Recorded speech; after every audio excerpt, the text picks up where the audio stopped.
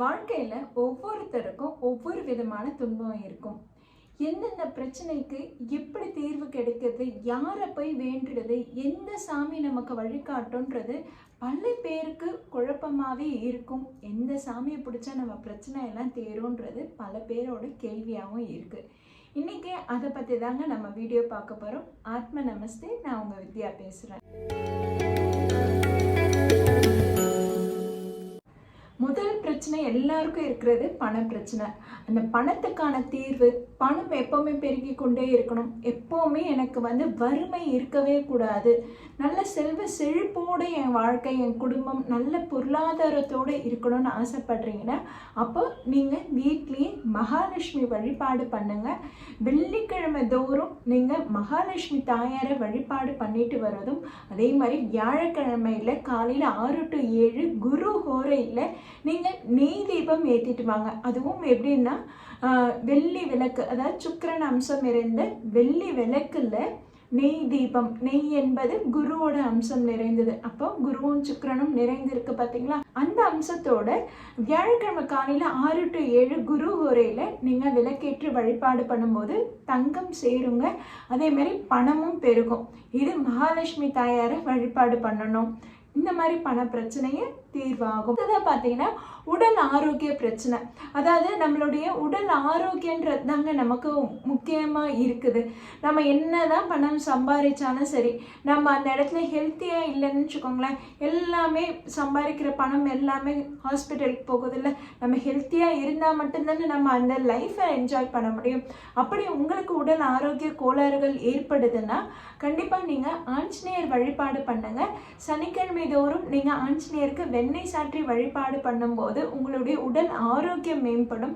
அதே மாதிரி உங்களுக்கான தலைமை பண்பும் உயருதுங்க. கௌரவம் மரியாதை எல்லாம் உங்களை தேடி வரும். அதனால ஹனுமன் வழிபாடு சனிக்கிழமை தோறும் வெண்ணெய் சாற்றி வழிபாடு பண்ணுங்க, நலம் பெறும். அதே மாதிரி நினைத்தது உடனே நடக்கணும்னா கண்டிப்பாக நீங்கள் ஐயப்பன் வழிபாடு பண்ணணும். ஐயப்பனிடம் சரணாகதி அடைங்க, உங்களுடைய வேண்டுதல் எல்லாமே பலிதமாகும். அதே மாதிரி கூட இருக்கிறவங்க உங்களை ரொம்பவே காயப்படுத்துகிறாங்க, ரொம்பவே துன்புறுத்துறாங்கன்னா கண்டிப்பாக நீங்கள் முனீஸ்வரனை முறையிட்டுடுங்க. முனீஸ்வரனிடம் உங்களுடைய பிரச்சனைகளையும் உங்களுடைய கஷ்டங்களையும் முறையிடும் போது அந்த முனீஸ்வரன் உங்களுக்காக துணையாக நிற்பாருங்க. அதே மாதிரி கல்யாணத்துக்காக காத்துட்ருக்கீங்கன்னா கண்டிப்பாக நீங்கள் விஷ்ணுவிடம் தாங்க சரணாகதி அடைஞ்சிடணும். விஷ்ணு வழிபாடு பண்ணுங்க, பெருமாள் வழிபாடு பண்ணிட்டு வாங்க. உங்களுக்கு பக்கத்தில் இருக்க பெருமாள் கோயிலுக்கு தினசரி நீங்கள் போய் வழிபாடு பண்ணிட்டு வாங்க. உங்களுக்கு சகல ஐஸ்வர்யங்களும் சேரும். அதே மாதிரி மகாலட்சுமி மாதிரி பொண்ணு உங்களுக்கு கிடைப்பா. பெண்களாக இருந்தாலும் சரி, நீங்களும் பெருமாள் வழிபாடு பண்ணுங்க. கண்டிப்பாக அந்த பெருமாள் ராமர் கிருஷ்ணர் மாதிரியான அம்சம் நிறைந்த மணமகன் உங்களுக்கு அமைவாருங்க.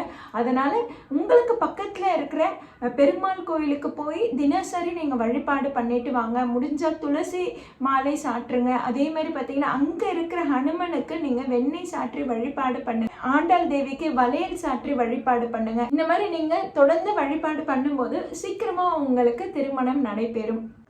வீட்டில் எப்போவுமே பிரச்சனையாக இருக்குப்பா, வேலைக்கு போகிற இடத்துல எனக்கு பிரச்சனையாக இருக்குது, நான் எங்கே கால் வச்சாலும் கண்ணி வெடியாக இருக்கேன், எனக்கு எங்கேயுமே நிம்மதி இல்லை அப்படின்னு நினைக்கிறீங்களா? கண்டிப்பாக நீங்கள் ஒவ்வொரு பிரதோஷத்துக்கும் நந்திக்கும் சிவபெருமானுக்கும் இளநீர் சாற்றி வழிபாடு பண்ணுங்கள். அதாவது நந்திக்கும் சரி சிவபெருமானுக்கும் சரி பிரதோஷ நேரத்தில் அபிஷேகம் பண்ணுவாங்கல்ல, அப்போ இளநீரை வாங்கி கொடுங்க. இளநீரை நீங்கள் எந்த அளவுக்கு அதிகமாக வாங்கி கொடுக்குறீங்களோ அந்த அளவுக்கு அவங்களுடைய உச்சி குளிர குளிர உங்களுக்கு மன நிம்மதி ஏற்படுங்க. அதனால கண்டிப்பாக நீங்கள் சிவன் வழிபாடு பண்ணுங்க. நீண்ட நாள் குழந்தைக்காக காத்துட்டு இருக்கீங்கன்னா கண்டிப்பாக நீங்கள் திருச்செந்தூர் முருகனை போய் வழிபாடு பண்ணணுங்க.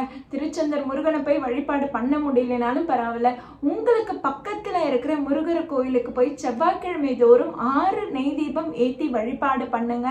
செவ்வாய்க்கிழமை தோறும் நீங்கள் விரதம் இருந்து வழிபாடு பண்ணும்போது உங்கள் வீட்டில் சீக்கிரமாக அந்த முருகனோட அருள் கிடைக்குங்க. கண்டிப்பா குழந்தை வரம் கிடைச்சிடும். அதே மாதிரி பார்த்தீங்கன்னா, உங்களுக்கு நியாயமா கிடைக்க வேண்டிய சலுகைகள் கிடைக்காம போகுது, நீதி கிடைக்காம போகுது, எல்லாமே பாரபட்சமா இருக்கு, ஒருதலை பட்சமா எல்லாரும் இருக்கிறாங்க அப்படின்னா நீங்க கருப்பசாமி கிட்ட முறையிடுங்க.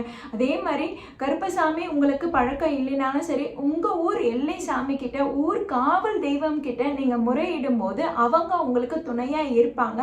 உங்களுக்கு தேவையானது எதுவோ அது உங்களுக்கு செஞ்சு கொடுப்பாங்க. அதனால கருப்பசாமியை வழிபாடு பண்ணுங்க. கருப்பசாமி இல்லைனாலும் சரி, உங்க ஊர் எல்லை தெய்வம் காவல் தெய்வம் கிட்ட நீங்க முறையிடுங்க. உங்களுக்கு நியாயமா கிடைக்கக்கூடிய நீதி கண்டிப்பா கிடைச்சிடும். சில பேருக்கு மரண பயம் அதிகமா வந்து துன்புறுத்தும். அவங்களுக்கு தேவையில்லாத மரண பயம் ஏற்படும். நான் சீக்கிரமா இறந்துருவனோ, நான் இறந்து போயிட்டா இந்த குடும்பம் என்ன ஆகும், எனக்கே இவ்வளோ சீக்கிரமா இறப்பு ஏற்பட போகுது அப்படின்ற டிப்ரெஷன்ல அதிகமா அவங்க பாதிக்கப்பட்டிருப்பாங்க. அப்படி உங்களுக்கு மரண பயம் அதிகமா இருக்குதுன்னா நீங்க உங்க வீட்டிலே யமதர்மனுக்கு வழிபாடு பண்ணுங்க. அதாவது ஒவ்வொரு மாதமும் வரக்கூடிய பரணி நட்சத்திரத்தன்று வீட்டுக்கு வெளியில 5 நெய் விளக்கு ஏற்றி வைங்க. யமதர்மனை நினைச்சு நீங்க வழிபாடு பண்ணுங்க. கண்டிப்பா உங்களுக்கு அந்த மரண பயம் நீங்கும். அதே மாதிரி உங்களுக்கு எந்த பிரச்சனையா இருந்தாலும் சரி, எந்த துன்பமா இருந்தாலும் சரி, நீங்க உடனே உங்க குலதெய்வத்தை நீங்க போய் காலை கெட்டியமா பிடிச்சிக்கிட்டாலே போதும், அவங்க உங்களை ரட்சிப்பாங்க. நம்ம அம்மா நம்மளை கைவிட மாட்டாங்கல்ல, நம்ம அம்மா தானே குழந்தைய பத்திரமா பார்த்துக்கிறாங்க. அதே மாதிரி அந்த குலதெய்வத்தோட அருள் உங்களுக்கு எப்பவுமே பரிபூர்ணமா இருக்கும்போது எந்த பிரச்சனையும், எந்த தடங்கல்களும், எந்த துன்பங்களும் உங்களை அண்டவே அண்டாதுங்க. அதனால எந்த தெய்வத்தை வழிபாடு பண்றதா இருந்தாலும் சரி, முதல்ல குலதெய்வத்தை வழிபாடு பண்ணிட்டு மற்ற காவல் தெய்வங்களோ இஷ்ட தெய்வங்களோ நீங்க வழிபாடு பண்ணிட்டு வாங்க. உங்களுக்கு எல்லோரோட அருளும் அப்படியே கிடைக்கும்.